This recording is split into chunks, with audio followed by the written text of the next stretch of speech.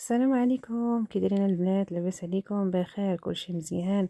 الاحوال طيبه؟ ايوا الحمد لله. ونبداو الفيديو ديالنا بالصلاه على نبينا. اللهم صل وسلم وبارك على سيدنا محمد وعلى اله واصحابه اجمعين، اللهم امين يا رب العالمين.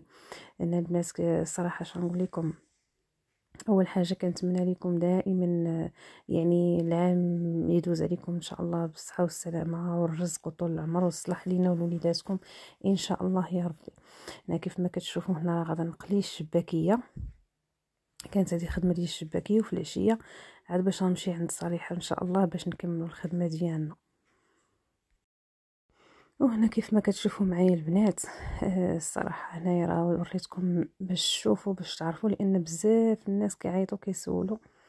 المهم هنا باش نوضح لكم هنايا البنات، هانتوما شوفوا باش كنخدموا. انا وريتكم غير الاساسيات اللي كنخدموا بهم. ما غنيش نقدر نوريكم كلشي لان داكشي كيبقى سر ديال المهنه ديالنا. وصراحه تبارك الله ما شاء الله راه فيها هاد اللحسه الفلاليه، راه فيها ما شاء الله راه تقريبا واحد 24 او حتى 27 حاجه ديال السلعه. المهم هنا هادو الاساسيات اللي تنخدموا بهم: الكركاع، البندق، اللوز، هذا الكاجو، البيستاج. يعني هادو الحاجه اللي راه تبارك الله ما شاء الله، لحاجه السلعه اللي راه زوينه وغاليه. وانتم كتشوفوا راه حاجه نقيه وزوينه سبحان الله. يعني شي حاجه اللي ديال الخدمه ديال المعقول، واللي عطيتيها لوليداتك ما عندك علاش تخافي منها. تاكلوها الوليدات الصغار ابتداء من 4 سنين. الرجال هكا كيكونوا في لاصال، كتقوي العظام، مزيانه المناعه، مزيانه لفقر الدم، مزيانه لصحاب الناس اللي عندهم جرثومه المعده، القولون العصبي. يعني فيها بزاف ديال المنافع البنات، بزاف بزاف. الا جيت نعد لكم انا ما غاديش نسالي. المهم هادشي اللي كاين البنات. المهم دابا هنا راه حمرت هادشي كله تبارك الله، نقيناه وحمرناه. واصلا السلعه خدينا مع السيد ما شاء الله عنده سلعه نقيه. ولكن ضروري حنا اصلا كان هكا الانسان كيخدم خدمه نقيه، وهذا ان الناس كيثيقوا فيك، وهذا ضروري انك تعاودي من موراهم. وداكشي اللي كيتنقى تيتنقى، اللي حمرته كامل دابا درتو في هادشي هنايا باش يبرد، وعاد نكمل الشيء الاخر ان شاء الله تعالى باش نجمع السلعه هكا وغادا نديها باش نطحنها ان شاء الله انا وماما. وعاد باش غادا نجيو ان شاء الله نبداو نخلطوا بحول الله، لان تبارك الله السلعه راه خاصنا واحد نص نهار عاد باش تطحن. حاجه كتيره تبارك الله. المهم البنات ما كملش معكم الفيديو ديال السلعه ديال اللحسه، لانه صافي غير دغيا ما كانت الخدمه كثيره كيف ما قلت لكم. صافي ما قدرش نكمل عاوتاني التصوير. المهم هنا اللي كانت عندي طلبيه جيتني تقريبا راه دوزت، كما قلت لكم راه شي يومين، يومين عند ماما عاد باش جيت في حالاتي باش نبدا خدمتي، لان عندي واحد الطلبيه. وعاد جيت لقيت الدار ما نقولش لكم مرونه، ان راجلي جاب المعلم باش صايب لي البيبان ديال البلاكارات هكا ديال الكوزينه. بصراحه جاهم غزالين. دابا ان شاء الله نوريه لكم في الفيديو الجاي كيفاش جاو فنين فنين البنات. المهم راه مبغيش نخلعكم نوريكم، راه غتخلعوا. اللهم خلي تتجمع الدنيا وتقاد عاد باش نوريكم.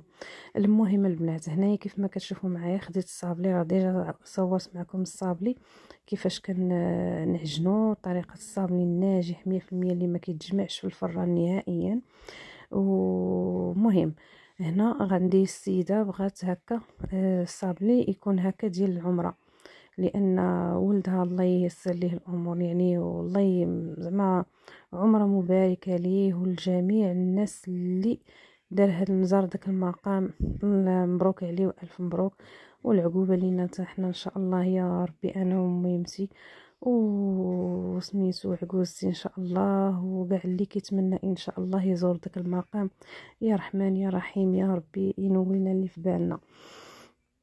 صافي هنا كيف ما كتشوفوا كنحاول ان هاد الصابلي ما يكونش غليظ بزاف البنات، ما يكونش غليظ، لان غادا تجي فوق منه ديك عجين ديال السكر. خاص يكون رقيق، ماشي رقيق بزاف عاوتاني تتهرسني الصابلي. المهم صافي في هاد الاثناء راني دايره الفران كيسخن باش اللاطه هكا نعمره هنا. راه في خباركم والله العظيم الا المعلم خدام وانا جالسه، والله القسم الا وسط الروينه جالسه هذا والله الا جالسه وسط الروينه كنصايب هذا الصابلي. المهم ها نتوما البنات عمرت اللاطه ديالي كيف ما كتشوفوا. كما قلت لكم جاوته قاده وحده. ندخلها دابا للفران يطيب ان شاء الله بحول الله، وناقص عليه البوطه كيف ما تشوفوا. المهم غنوريكم الطريقه ديال الطياب في الفران. هانتوما البنات الفران دابا راه سخون بزاف بزاف. دخلت له اللاطه وشوفوا النقصه كيفاش نقصت عليه العافيه. مهلتها يعني قل من الشميعه. نقصت عليه الشمعه نقصت عليه الفران مزيان البنات. انا كنخلي الصابلي حتى كيتقرمل. غنوريكم كيفاش تقرميله كتكون. وهنايا البنات كيف ما كتشوفوا معايا دايره الفران كيسخن، عفوا تيطيب داك الصابلي. كما قلت لكم ضروري كديروا اللاطه من الفوق والعافيه كتكون من التحت، وكتكون مهيله، وكتخليوه يطيب حتى يتقرمل مزيان. انا غنوريكم كيفاش يكون. اصل اللون ديالو يكون كراميلي، ما يكونش هكا محروق. المهم هنا كيف ما كتشوفوا معايا ما حد هذاك الصابلي كيطيب. هنا خاصني ندوز هنا باش نصايب عجينه السكر باش نخليها حتى هي تنشف. المهم كيف ما كتشوفوا معايا ملي سرحتها، بالنسبه للبنات الا جاتكم قاصحه ولا شي حاجه انا راه كنديرها غير فوق الفران. كتبان لي رطابه صافي كناخذها وكندير ميكه على ميكه، كنديرها هي وسط الميكه وكنبدا نسرح هكا بالميكه. نتوما غتشوفوني دابا غادي نحيد الميكه باش غادي ناخذ داك الطابع. انا نوريك لكم اللي شريت انايا باش ندير هكا تيكون فيه عمره مبروكه. انا غنوري لكم. ها هي شو هذا الشكل هذا كيجي زوين. المهم هانتوما انا غنوريك مزيان. حاولوا انكم توركم مزيان هكا، واخا فيه واحد شويه ديال المشقه ولكن معليش. هذه هي الخدمه. هنا راه ما جاش باين مع العجينه بيضه، ما جاتش باينه، ولكن راه غادي نقرب لكم الكاميرا وغادي يبان لكم كلشي. هنا راه كطبعها بحال ما هكا على الطريقه انا راه عييت ما نبقى نورك عرفتي ما كيبانش ليا مع كتكون بيضه، ولكن ملي غادا ندير ليها الساتيون عاد واش غادا تجي باينه. المهم هنا وركم مزيان البنات. ولا خفتو هكا تشد لكم ديك الطابع في هذا في عجين السكر، حاولوا انكم ديروا شويه ديال النشا في هذه بحال توركوا على ديك شويه النشا في ديك الطابع وكتوركوا عاوتاني. هنا دابا غادا ناخذ الطابع ديالو باش طبعت الصابلي. هنا ما جاتنيش هذيك المربعه، غادا ندير هذاك الشكل نيت اللي طبعت فيه عفوا هو اللي غادا نطبع عليه نيشان. هانتوما شوفوا غنقادها فوق منها المربعه وغادا نطبع على الطريقه. يعني هذاك الطابع اللي طبعتو فيه عمر مباركه غادا تعاودوا تطبعوه عاوتاني هكا تقطعوا هكا باش نديرها في واحد الصينيه باش نخليها تنشف. المهم على الطريقه هذه انا بغيت نوريكم باش نكمل انا خدمتي على خاطري. المهم نوريكم نتوما الاولين عاد باش نكمل. هنا دابا صافي كنحاول انني نجي فوق من هذيك المربعه، نجي فوق منها هكا عاد باش كنطبع، يعني ناكد عليها عاد باش نطبع. صافي دابا غادي نديرها في هذيك الصينيه ونخليها تنشف. هنا كيف ما كتشوفوا معايا من بعد ما نشفات كناخذ هاد الساتيون هكا. انا كندير غير بصبعي تنخدم، كاين اللي كيدير الشيته وهذا، ولكن انا من الاحسن تنديرها بصبعي هكا باش نطبع فوق الحروف نيشان، فهمتوني، باش ما توسخش ليا العجينه، لان العجينه خاصها تبقى نقيه البنات. داكشي علاش درتها ميكه على ميكه وسرحتها باش كتبقى نقيه.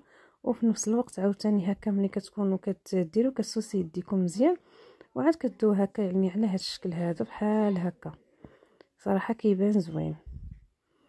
صافي المهم السيده بغاتهم هكا بالذهبي يجي زوين، وها هي كتجي باينه من داكشي رائع البنات.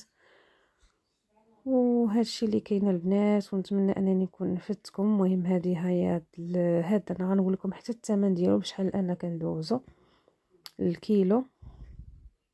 تبارك الله عجين السكر هذه البنات والله الا غاليه حتى هي، راه دابا راه زادوا فيها عاوتاني. انها حاجه زوينه الصراحه، هذه زوينه انا كتعجبني كنخدم بها حيت كاين انواع. انا كناخذ الماركه مزيان. وهنايا البنات كيف ما كتشوفوا معايا هذا هو الصابلي ديالي. شوفوا كيفاش جا مقرمل كراميلي مذهب غزال البنات. ما كينحملش انا داك الصابلي اللي كيكون هكاك بيض، ما كيعجبنيش البنات، ما كيعجبنيش انه يقدر هكا يغمال مع المده، يقدر هكا. المهم ما كيجيش حتى في المذاق مقرمش زوين، انا ما كيعجبنيش. انا ضروري مثلا نقرملو على هذا اللون، هذا هو اللون ديال الصابلي خاصو يكون هكا. الا ما جاكش هكا عرفي راه ما صابلي ما والو. صافي البنات، انا ماشي تنقول لكم هكا ولكن باش نشكر راسي ولا شي حاجه، ولكن انا هكا الا ما كانش هكا انا ما تناكلش. سبحان الله العظيم حتى الكليانات ديولي الحمد لله حتى هما عاجبهم هكا، وحتى هما ولفوه هكا وتيبغيو هكا مقرمل ويكون هكا كراميلي. المهم البنات، هنا كيف ما كتشوفوا هنا تما راه مخلطه لنا باجول الجليكوز، وتناخذ ديك شويته هكا وتندهن الوجه ديالها. وفي نفس الوقت اللاطه راه واجده ناضيه، اولا الصينيه واجده ناضيه اللي حاطه فيها داك العجين السكر باش كتنشف، خاصها تنشف مزيان عاد باش تطبقوها فوق من الصابلي. صافي دابا هنا غادي ناخذ هذوك الوحيدات اللي صايبت، وغادا نحط فوق منهم هذيك السكر، عجين السكر. كنقادهم ضروري، انا كندير هكا ضروري هكا 10 الحبات هادو باش كتخدمي عارفه راسك شنو كديري. صافي تنبقى لي كندير 10. هانتوما شفتوا كيفاش جات بحال الورقه، كتجي مثبته فوق منها نيشان. غنقرب لكم باش تشوفوا اكثر. صافي كتضغطوها شويه ماشي بزاف، ماشي تتهرس لكم الصابلي. هانتو شوفوا حتى الصابلي كيفاش جا ميت عليه نيشان، قد هذيك قد هذيك. صافي كما قلت لكم، وكيجي هكا رقيق الصابلي، ما هو غليظ ما هو رقيق بزاف، يعني كيجي هانتوما مساوي بحال الطريقه هذه، كيجي هكا زوين. شفتوا؟ المهم انا غنوريكم نقرب لكم. صافي كما قلت لكم والله العظيم كما كيقول المثل ما مفكاش، واخا وسط الروينه ما مفكاش. واش غادي نديروا الانسان راه هو هذا. الخدمه راه هي هذه البنات، فين ما تحط الراس تحط. يعني خاص الانسان يكون يعرف راسو شنو كيدير وصافي، يكون حاجه كما قلت لكم مسوله نقيه ناضيه اللي ولفوك عليها الكليان صافي، وما كيقدروش انهم يبدلوك. راه الحمد لله والشكر لله، راه يعني راه خدمتك زوينه. صافي هاك كما كتشوفوا معايا دابا غادي نبقى مستمره حتى غادي نكمل هذاك الشكيلات كاملين.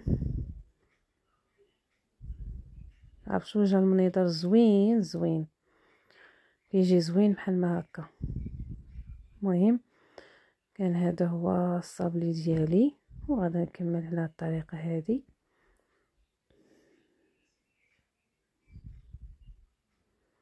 وان شاء الله هكا غادي نشارك معكم هذا. عندي مازال ان شاء الله الخدمه، طلبيه واحده اخرى ان شاء الله غادي نشاركها معكم، اللي فيها الصابلي، فيها السلو، فيها الكاوكاو، يعني معلكه ديال الكاوكاو، فيها واحد شكيلات ديال دواز اتاي الفقاص. المهم فيها بزاف الحوايج ان شاء الله انا غادي نشاركو معكم ان شاء الله يا ربي.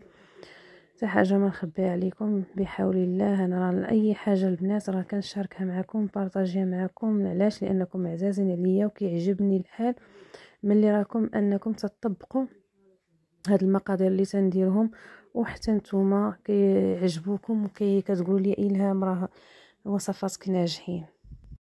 الحمد لله على كل حال البنات. هذه راه اش غنقول لك، هذه راه شي حاجه اللي راه زوينه، كنحس براسي مفتخره، كان يعني مفتخره براسي. الحمد لله والشكر لله، وحتى بكم نتوما لانكم ما شاء الله عليكم ما شاء الله عليكم، حتى نتوما كتعرفوا تطبقوا النصيحه وتطبقوا المراحل كاملين. المهم كان هذا هو الصابلي ديال عجين السكر، يعني ديال العمره مباركه، وان شاء الله الله يبارك علينا كاملين يا رحمن يا رحيم، وتكتبها لينا ان شاء الله، ونتلاقاو كاملين تما في داك المقام الشريف اللي سبحان الله، اللي ان شاء الله يا ربي امنيتي امنيتي يا ربي. المهم هنا البنات كان كما قلت لكم هذا هو الخدمه اللي درت هذا النهار هذا. واخا التماره واخا الروينه وهذا، ولكن الحمد لله خرجتها.